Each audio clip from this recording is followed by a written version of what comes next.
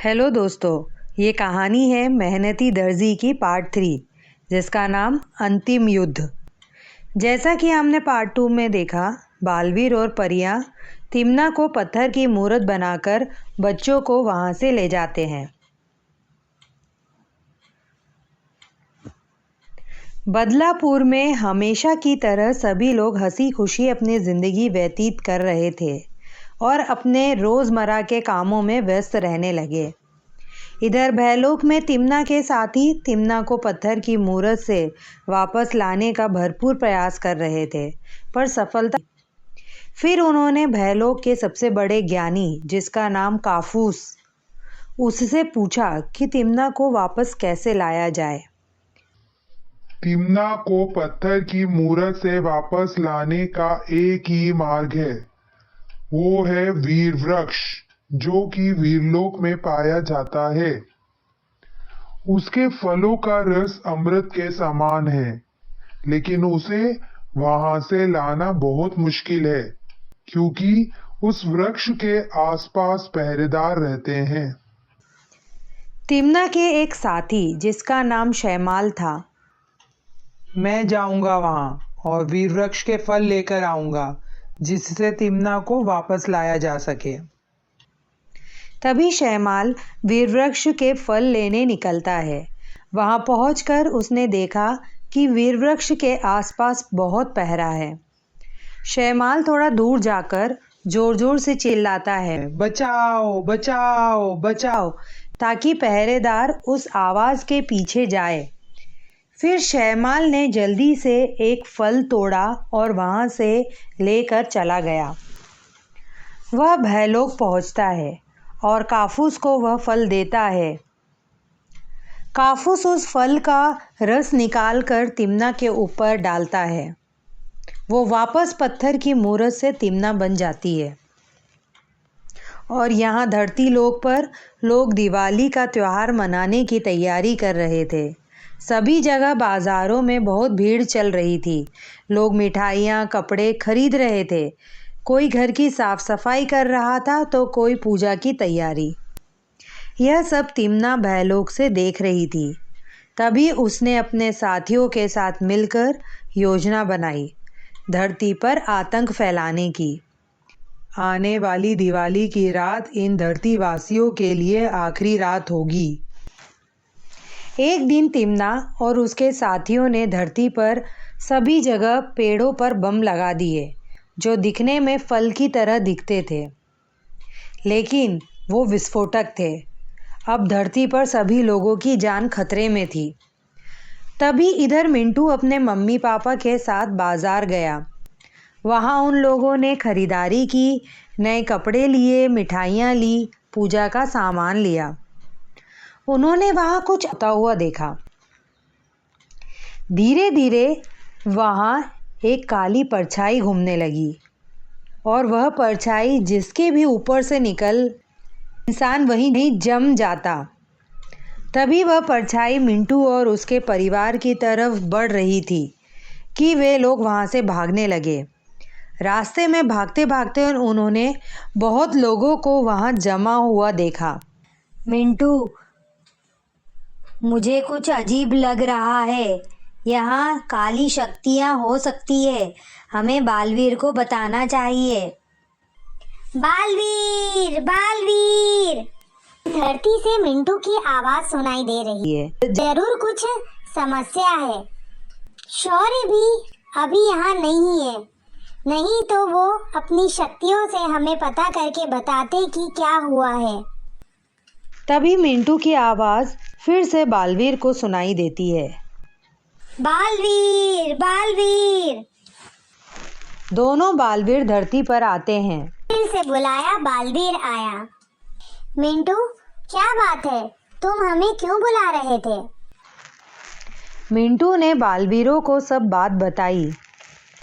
तभी बालवीर बाजार की तरफ जाते हैं। वहाँ पर सारे लोगों को अपनी जादुई शक्तियों से ठीक करते हैं। फिर वे लोग इंसानों का रूप रख के वहीं रहते हैं और पता लगाते हैं कि क्या हुआ था। छानबीन करते समय उन्हें पेड़ों पर टंगे वो फल जो विस्फोटक है वह दिखाई दिए। बालवीर ने परियों से अपनी जादुई तरंगों के जरिए संपर्क करके कहा, परियों, यहाँ धरती लोक पर पेड़ों के ऊपर फल की तरह दिखने वाले विस्फोटक टंगे हैं। आप लोग यहाँ आइए, क्योंकि हमारे पास समय कम है और हमें धरती लोक को भी बचाना है। तभी सभी परियां अलग अलग दिशा में जाकर सारे विस्फोटक को जादू से नष्ट करने लगीं।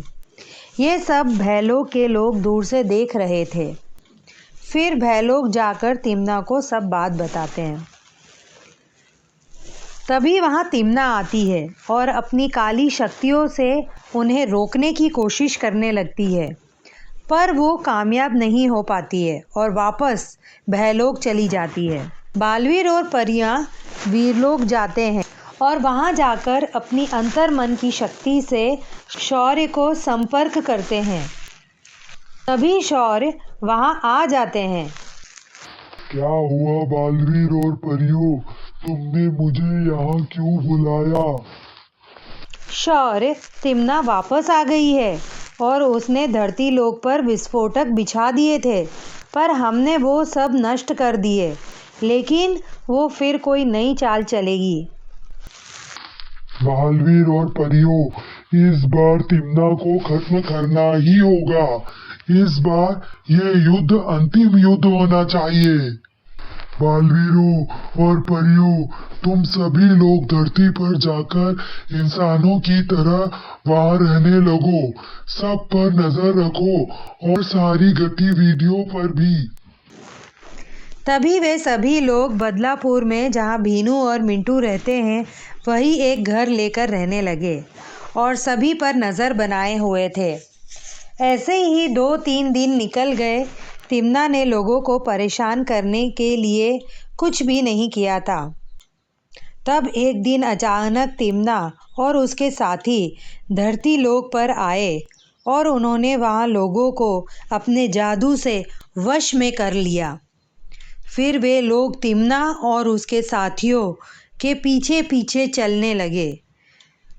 तभी वहाँ एक बस आई और सबको उसमें बिठा दिया। ऐसे ही सब आते जा रहे थे और बस में बैठते गए। ये सब दोनों बालवीरों और परियों ने देखा। परियों और बालवीर, जरूर कुछ गलत हो रहा है, हमें जाकर देखना चाहिए। तब तिम्ना और उसके साथी सबको बस में बिठाकर कहीं ले जा रहे थे और ये सब बालवीर और परियां देख रहे थे। फिर उनका पीछा करने लगे। तभी बस एक फैक्ट्री के पास रुकती है। वे लोग सबको बस से नीचे उतार कर फैक्ट्री में ले जाने लगे। बालवीर और परियां भी बच्चों का रूप रखकर अंदर चले जाते हैं।